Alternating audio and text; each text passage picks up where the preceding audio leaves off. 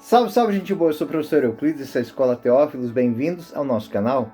Bem-vindos a mais um Catequese Ponto a Ponto. E o ponto de hoje vai nos falar sobre a doutrina da conservação e da providência divina.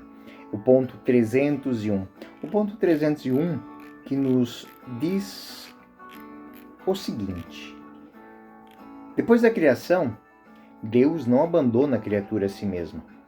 Não só lhe dá o ser e o existir, mas a cada instante mantém no ser, lhe dá o agir e a conduz ao seu termo, ao seu fim. Reconhecer esta dependência total do Criador é fonte de sabedoria, de liberdade, de alegria e de confiança. Vós amais tudo quanto existe, e não tendes aversão a coisa alguma que fizeste. Se tivesseis detestado alguma criatura, não a teríeis formado. Como poderia manter-se qualquer coisa, se vós não quisesseis? Como é que ela poderá durar, se não a tivesses chamado à existência? Poupais tudo, porque tudo é vosso. Ó Senhor, que amais a vida. Sabedoria 11, 24, 26. É linda esta compreensão bíblica, inspirada, claro, mas que nos inspira também, inspira uma confiança, nos ajuda a compreender profundamente que muitas vezes nós não compreendemos profundamente as coisas. E muitas vezes nos questionamos, mas por que isso existe? Por que este foi criado? Por que este nasceu? Nasceu livre, com a mesma dignidade sua. Nasceu livre porque Deus o amou desde o momento que o criou. O que o transformou, talvez, numa pessoa odiosa, foram as suas ações. Mas sempre existiu nele a possibilidade de não tomar este caminho. Então, a fundamentação real desta argumentação do ponto 301 é lembrar que a criação procede de uma vontade benevolente, de uma ação amorosa de Deus. E que essa ação inicial não esgota a relação Criador-criatura, porque Deus continuamente conserva e conduz toda a criatura. É aquilo que eu digo, como professor de moral, e falei isso também, acho que no ponto 300, no ponto anterior. Deus, ele está presente até no momento em que eu estou agindo de uma maneira que o desagrada. Deus me conserva a todo instante, a todo momento. Ele está presente, ele confia em mim, ele confia que no último instante eu posso tomar uma outra decisão. Ele me dá todas as possibilidades de agir honrando a minha dignidade, honrando a minha liberdade, honrando a minha inteligência, fazendo boas opções. Teologicamente, trata-se da doutrina da conservação, a conservatio, em latim, né? E da providência, a conservação e a providência divina, que informam a antropologia, o estudo do homem, a espiritualidade, a moral, a liturgia. Entender esse fundamento evita visões deístas, panteístas ou fatalistas e abre para uma experiência de confiança, de responsabilidade, de adoração, saber que Deus está presente na minha vida. A Sagrada Escritura é fundamento para a gente entender isso, porque a Escritura repetidamente afirma que a criação ela mantém uma relação, podemos dizer, umbilical com o Criador, uma relação vital. Tanto o Evangelho de São João quanto a carta aos Colossenses vai nos lembrar que todas as coisas foram feitas por Ele. Sem Ele, nada do que foi feito se fez. João 1,3. Colossenses diz a mesma coisa, mas com outras palavras. Em Colossenses 1,17, nós ouvimos: Ele é antes de todas as coisas, e nele subsistem todas as coisas. Essa é uma das palavras-chave para a ideia de sustentação contínua, ou seja, Deus se mantém subsistente em todas as coisas. Ele, que é o Criador de todas as coisas, mantém elas vivas e presente Ele está em todas as coisas. Já a carta aos Hebreus diz o seguinte: Cristo sustenta todas as coisas com a palavra do seu ser. E aqui o texto vai nos mostrar que existe um vínculo direto entre a ação de Cristo e a conservação do ser criado. Ele é o Redentor. Atos 17. Em Deus vivemos, nos movemos e existimos. Essa linguagem que traduz a dependência radical do ser humano numa contínua busca de Deus. Em Deus vivemos, nos movemos e existimos. E, olhando para os textos veterotestamentários, texto de Sabedoria 11, ele conjuga o amor do Criador como um amor paternal que subsiste e mantém viva todas as coisas. E esses textos são eles que fazem com que o texto bíblico, o texto da revelação, dê suporte. E não se trata apenas de uma argumentação filosófica, mas de uma profissão de fé, de uma confissão de fé sobre essa presença sustentadora de Deus na vida de toda a criação, de maneira especial do ser humano. Filosoficamente, a doutrina da conservação tem base metafísica, que, primeiro, é a distinção entre o ser recebido, que é aquilo que filosoficamente o esse criato, o ser de criação, e o ser subsistido por outro, esse dependens.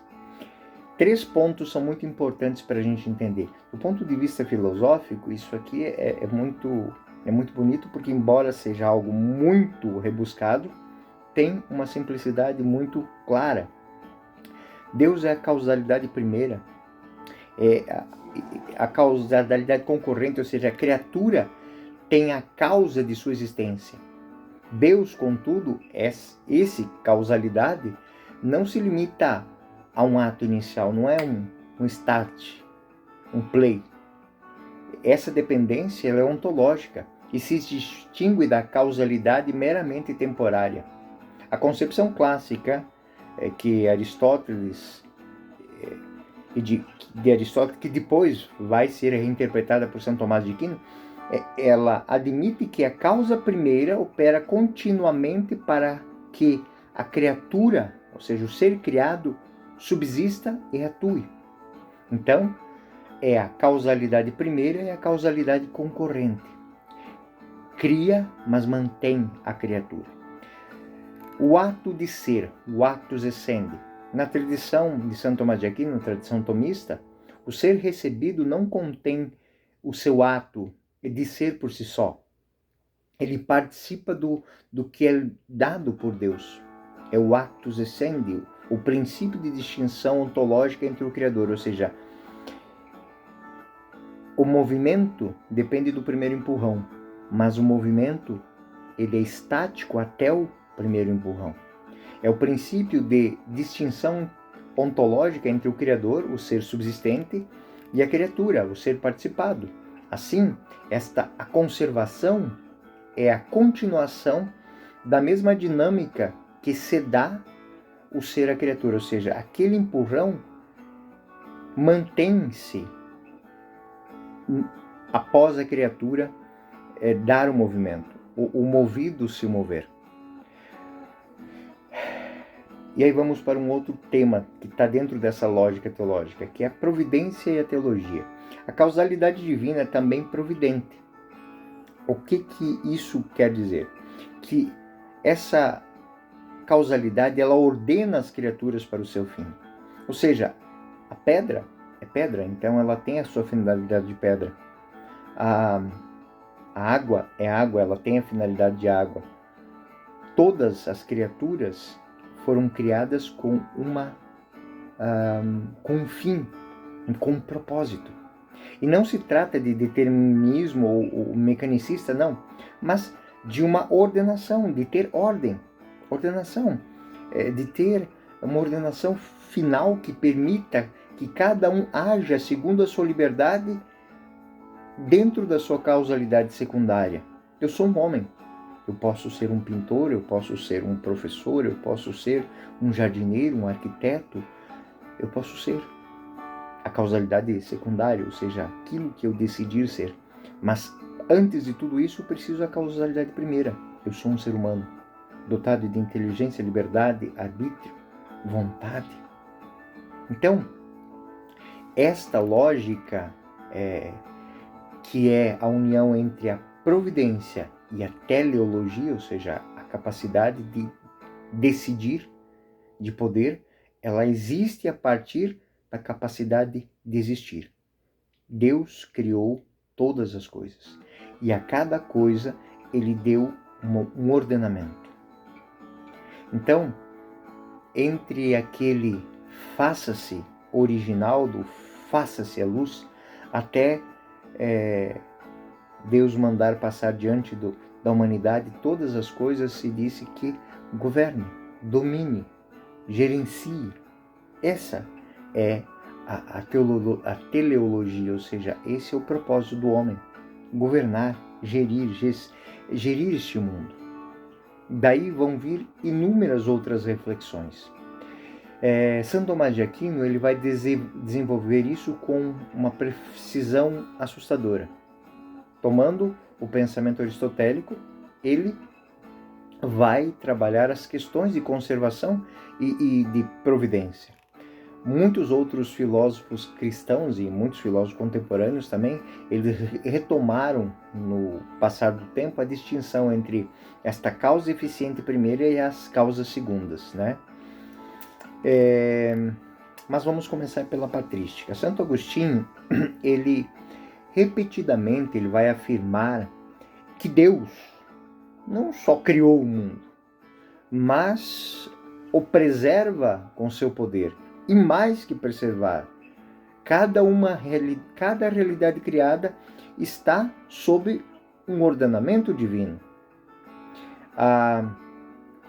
Quando olhamos para os padres da igreja patrística, muitos dos padres da igreja vão enfatizar a gratuidade criadora e a capacidade que Deus dá a cada um de viver a sua liberdade dentro de um propósito de amor. São Tomás de Aquino, já de um outro momento da escolástica, ele sistematizou a conservação e a providência. Deus conserva as criaturas no ser a cada instante. E, através da providência divina, ele ordena a criatura aos seus devidos fins. A distinção entre criação do nada e conservação contínua evita dois pensamentos errôneos, duas heresias. Primeiro, o deísmo. O deísmo é o pensamento de que Deus cria e abandona. É aquilo que a maioria das religiões politeístas pensa, ou seja, somos fato de um ato que se perde. E o panteísmo, que é Deus idêntico às criaturas. Ver Deus em todas as coisas, sair abraçando árvore por aí, mãe terra, Pachamama, essas coisas que, inclusive, dias atrás o Papa Leão se manifestou sobre isso, né? Dentro de casa, tinha pensamento errado dentro de casa. Para São Tomás, as causas segundas são reais e compatíveis com a ação divina. A teleologia, ou seja, olhada essas causas segundas, ou seja, as decisões que são tomadas a partir da dignidade ordenada de cada criatura, no pensamento contemporâneo dos teólogos, por exemplo, Karl Rahner, Hus von Balthasar e o Papa Bento XVI, Joseph Ratzinger, eles retomam e aprofundam que a presença contínua de Deus, ela pode ser percebida em termos ontológicos e também em termos cristológicos, ou seja, Cristo sustenta a criação.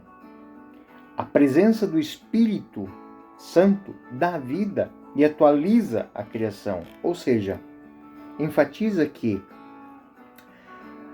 a graça é uma condição transcendental da existência humana. Ratzinger, juntamente com Karl Rahner, destacam a dimensão litúrgica e cristológica da conservação. Ou seja, cada ser humano foi criado para ser um ato de louvor ao Criador. É por isso que cada um deve cumprir a sua missão, o seu propósito, da maneira mais plena possível. Ou seja, esta xícara, ela foi pensada, ela foi criada para ter um propósito. Este propósito, sendo bem executado, é o que dá valor à xícara, mas também dá valor àquele em quem pensou ela. Isso, de uma maneira muito simples, mostra que cada ser humano vivendo de uma maneira graciosa, ou seja, plena de graça, o seu propósito de vida, ele é um ato de louvor contínuo ao seu Criador. Ave cheia de graça, o Senhor é contigo. Bendita és tu entre as mulheres. Ou seja, Maria é exemplo de quem entendeu qual era a sua vocação, qual era o seu propósito e abraçou esse propósito de maneira plena, com toda a força da graça que existia nela. E é por isso que ela é exemplo de quem viveu esta plenitude, esta santidade, este propósito. Ela é um ato de louvor eloquente ao seu Criador. Simples, né? Vamos pensar agora que este é um pensamento que vem sendo desenvolvendo desde os padres da igreja, mas que é um pensamento contemporâneo também. Na Gaudium et Spes, né, Alegria e Esperança, na Lumen Gentium, na Sacrosanto Concílio, é afirmada que a ação salvadora de Deus no mundo ela está entre uma tensão da liberdade humana e a ação providente divina, que realça também a presença do Espírito na história. O Catecismo, nesses pontos 301 a 308, peguei só o 301 hoje, apresenta de modo sistemático que a conservação e a providência se liga à sabedoria de Deus, que se mantém presente na história através da ação do homem. O Papa João Paulo II, o Papa Bento XVI e o Papa Francisco, em diversas intervenções, vão falar de que Deus dá ao homem a capacidade de sustentar o mundo, de dar graças a Deus através de um bom cuidado. Com base na esperança cristã, o homem age para cuidar do mundo.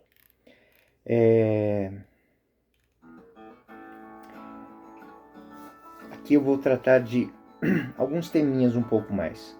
Demonstração racional dessa teologia, ou seja, dessa presença de Deus. Podemos oferecer 3 vias para mostrar isso. Não como prova lógica, é claro, mas como racionalização ordenada, mostrando a coerência da doutrina. Ou seja, as coisas criadas, elas possuem um ser contingente, ou seja, elas podem não existir, elas existem porque elas têm um propósito. Segunda premissa, algo que tem que ser contingente não contém em si a causa última do próprio ser, ou seja, o ser contingente não é autocriável. Conclusão, existe uma causa não contingente, que é Deus, que garante o ser das criaturas de modo contínuo, ou seja, as não contingentes, e as mantém o ser, ele lhes dá o ser necessário para que a contingência se permaneça se atualizando. Ou seja, quanto mais eu caminho, mais eu descubro o que existe pelo trajeto. Ou seja, quanto mais eu vivo, mais eu entendo a minha vida, mais eu compreendo o meu propósito, mais eu compreendo a minha vocação.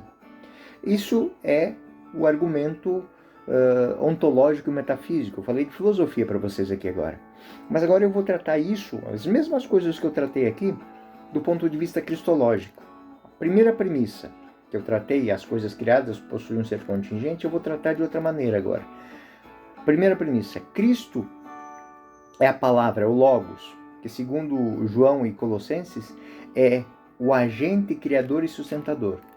Ou seja, a ação de Cristo na história, e concluindo aqui, revela que a criação está constantemente em relação salvífica com Deus. A conservação também é um ato redentor, é um ato conciliador, não é uma mera manutenção mecânica. Quanto mais eu vivo Cristo em mim, mais cristão me torno, mais Cristo toma parte de mim e mais vivo o meu propósito. Isso, aplicado na nossa vida cotidiana, na nossa vida, na nossa experiência religiosa, vai nos dizer muitas coisas. A primeira delas, que a experiência de providência é uma oração eficaz, que gera ações miraculosas, que dão continuidade à ordem moral e natural, apontam para uma ação transcendente que transcende as meras decisões do homem. Ou seja, vou dar um exemplo. Esta criança que está nascendo, que está no berçário agora, que acabou de nascer, ela é fruto de um homem e de uma mulher, de uma união, e que fez com que ela estivesse ali. Aquele casal, eles não têm ideia de por que aquela criança está ali. Mas o fato é de que ela tem existência, propósito e vida. E talvez muitas coisas que eles sonharam um dia que existisse no mundo, só existirão no mundo por causa daquela criança que nasceu deles. Este é o sentimento de um pai que forma um professor, esse é o sentimento de um pai que forma um herói, esse é o sentimento de um pai que olha para o seu filho e que coloca nele os seus sonhos, as suas experiências, ou seja, ele não tem ideia de todas as coisas. O fato é que ele existe, tem um propósito e a cada instante que ele vive, ele entende esse propósito. Concluindo, a fé cristã, ela faz com que nós interpretemos essas experiências à luz da revelação, que apresenta um Deus vivo que sustenta e que governa. E toda a Sagrada Escritura está cheia disso. Samuel, filho de Ana, deixado no templo depois de uma oração por uma mulher estéril que dá vida a um profeta. Ela nunca imaginou que ele fosse o profeta que iria instruir a mente de reis. Ela nunca imaginou isso, mas ele tinha um propósito. Um homem gago, um sacerdote gago, uma mulher gaga, uma mulher idosa, se unem, se casam, ela não gera, e um belo dia o Senhor manda um anjo que diz que ela vai ser mãe. Ela um pouco duvida daquilo, vai falar do seu marido, ele faz pouco daquilo, perde a voz por causa disso. Até o momento em que ele diz, seu nome é João. E esse é a história do precursor de Jesus. Ele tem um propósito. Ele tem um propósito de fazer ecoar, fazer tornar conhecida a presença do Cordeiro de Deus entre nós.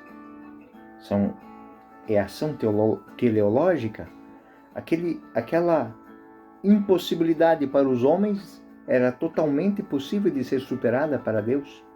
Conclusão. Isso que eu estou dizendo é a fé cristã que interpreta as experiências à luz da revelação e apresenta Deus que está vivo na história da humanidade, sustentando e governando.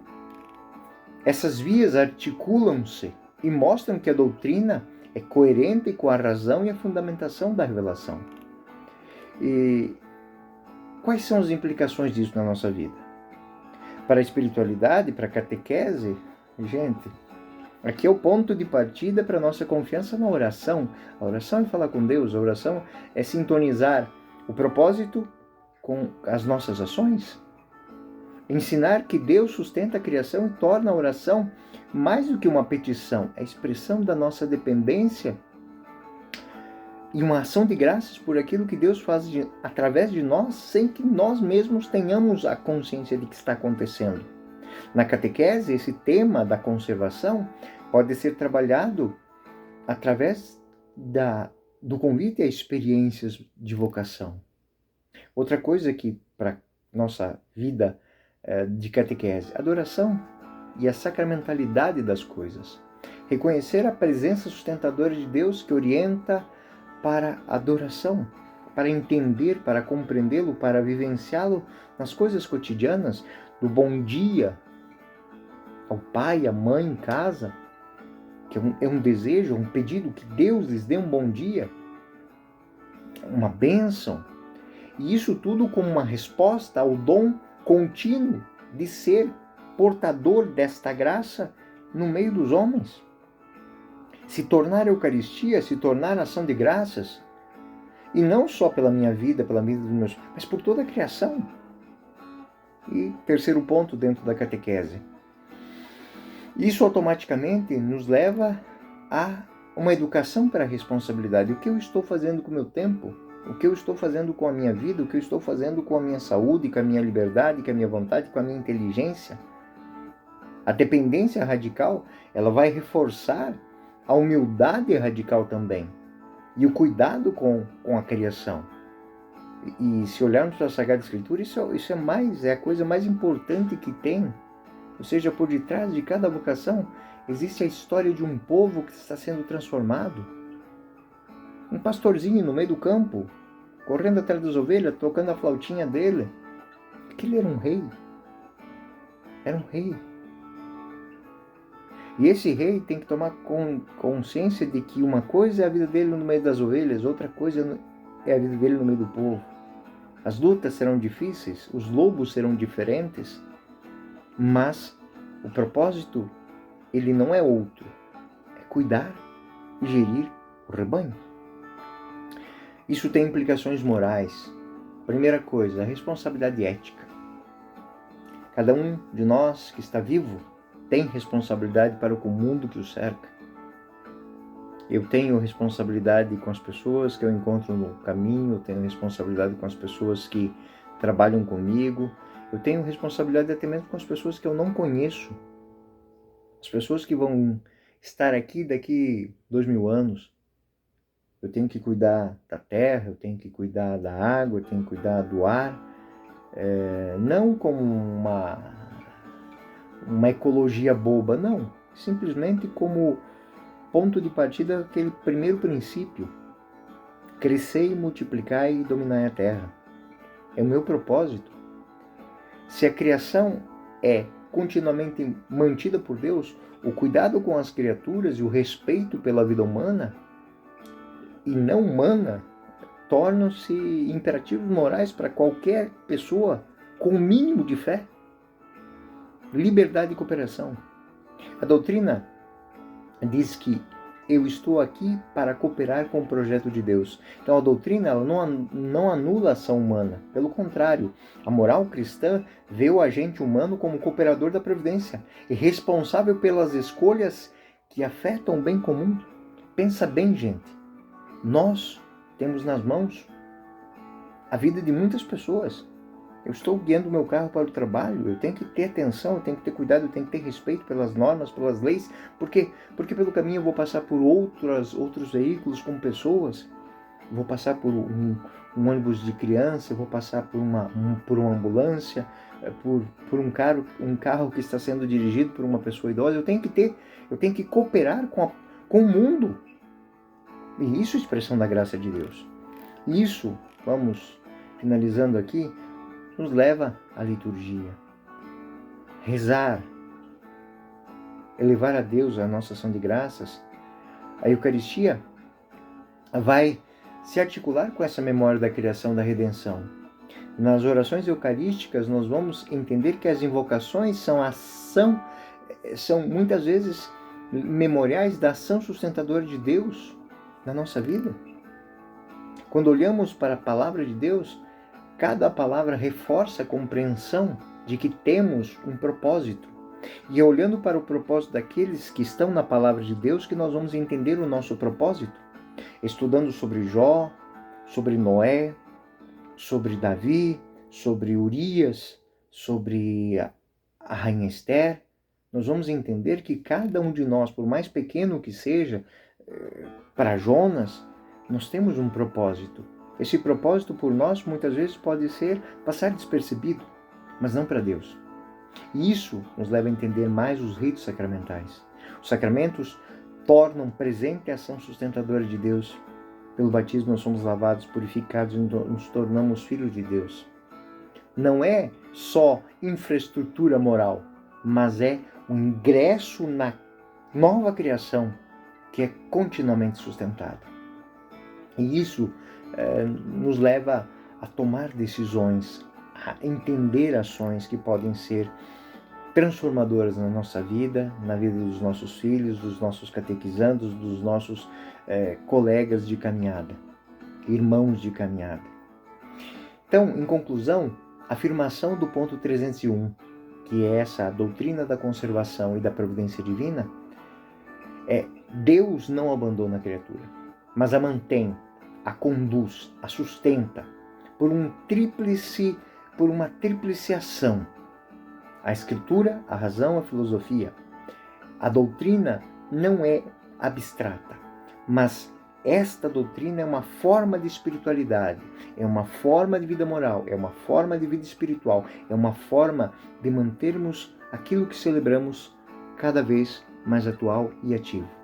E esta doutrina, ela nos convoca a uma resposta de confiança, a ação responsável e um ato de adoração.